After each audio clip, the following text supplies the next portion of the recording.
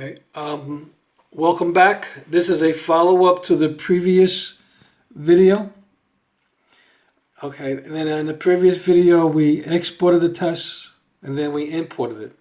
And when you import the test, you will see the day is April 21st. So you'll see the test that I imported. It's the second line, April 21st, 8:21 a.m. You'll notice that the test is not deployed yet. Now the test is imported.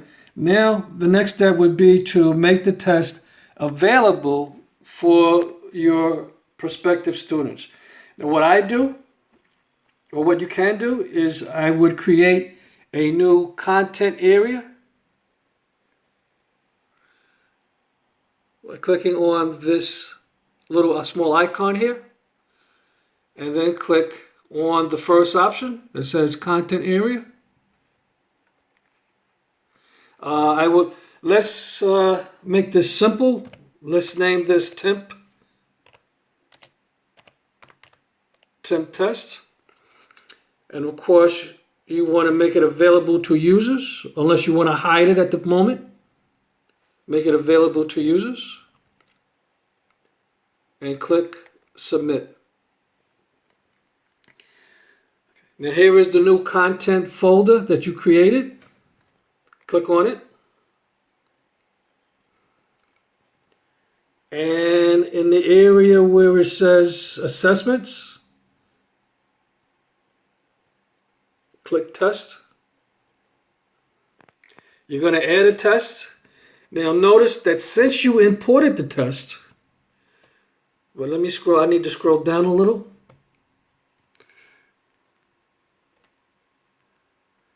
Since you imported the test will be listed in this section that says add an existing test. So you click on the test that you previously imported and click submit.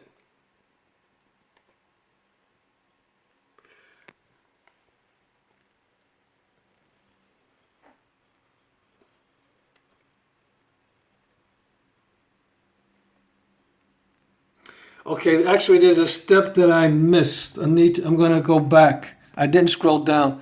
After you add this test, you're going to come to, I'm back at that place where I skipped inadvertently. So you can rename the test. This was a CIS 100 test. And notice that the semester says summer 2018. So you would want to correct that for the current semester. Let's say, well, this is spring 2020. So you would type in spring 2020 there. Any description, description you want to add to the test, you can add in this section.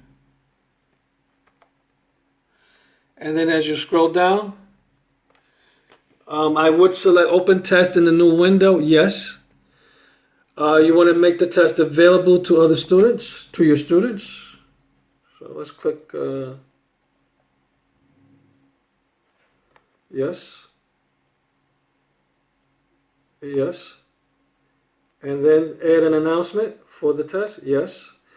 Now generally, I allow only 2 multiple attempts. One, because sometimes the network has problems and there's the test can crash and the student won't be allowed to finish. So I'll give them 2 attempts. I never had an experience where that problem occurred twice. That's like lightning striking in the same place twice. It doesn't happen.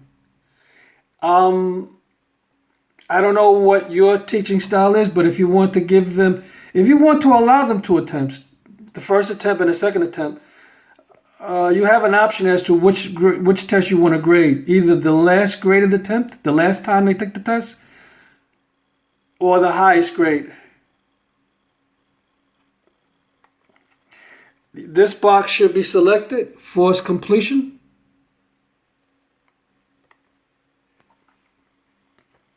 You can set a timer. Now, some students, you have to be careful because they get used to, they become experts at how to use Blackboard, maybe better than some of the professors.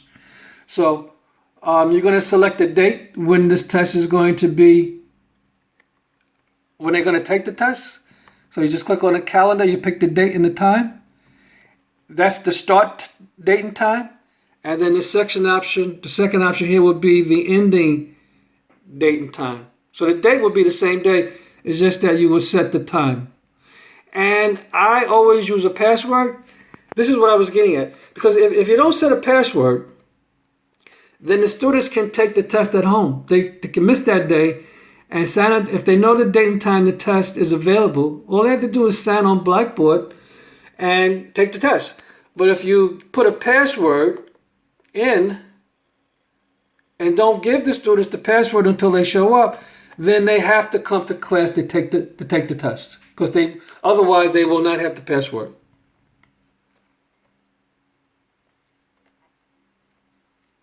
Now, to prevent cheating,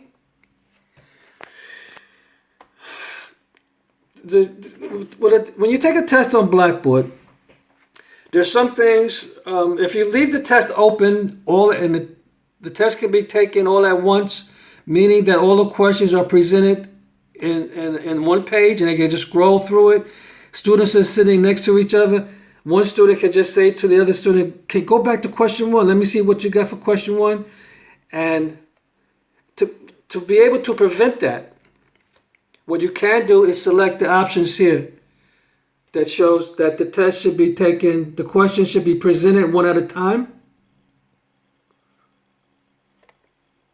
And then to prohibit backtracking, which means that once they answer the question and go to the next question, they cannot go back to a previous question. Make sure, if you do this, you got to make sure you tell your students, do not go back.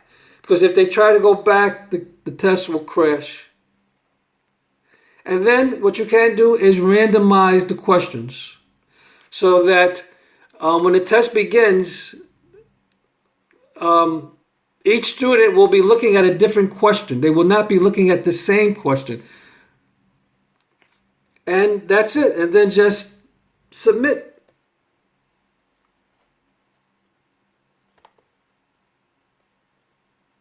Click on the submit button.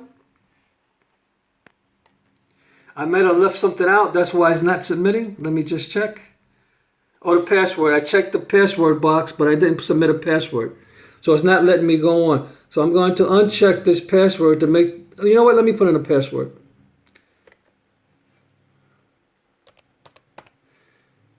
Okay, I made a very simple password just for convenience. Now submit. And here's the test. Now, when your students are ready to take the test, they're going to click on the folder that you created, temp test. They're going to see the test listed there. Now, if the date and time has not come, the test will not be displayed. So if you're looking for the test and it's not there, and you know you did everything right, then it's not showing because if you're the professor, it will show on yours. But it will not show on the student's Blackboard page. So the students will click the link, and here are some instructions. This is a forced completion test. That means that they have to finish the test in one sitting. That means they cannot just stop in the middle and decide to come back to finish the test. They have to click begin. And they have to enter the password. The password was DFG.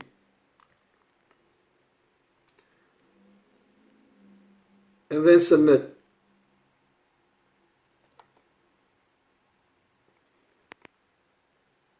And here is the test. Notice that the test is presenting me one question at a time. See? So I have to I answered it. I cannot go to the next question until I answer. Well, I can go to the next. I can skip. But if I skip, make sure you inform your students not to skip. Because if they skip, they will not be allowed to go back. And then they're going to lose credit. They must answer each question in order. Do not skip. So I select D. The Excel operator for division is what you see there. They're going to click Save Answer. The answer is automatically saved. Now you can go to the next question.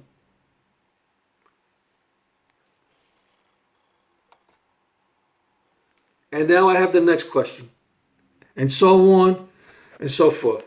Thank you for listening to this video. If you have any questions, you can contact me at Asa College. I work in the CST department. My name is Keith Hockaday. God bless you.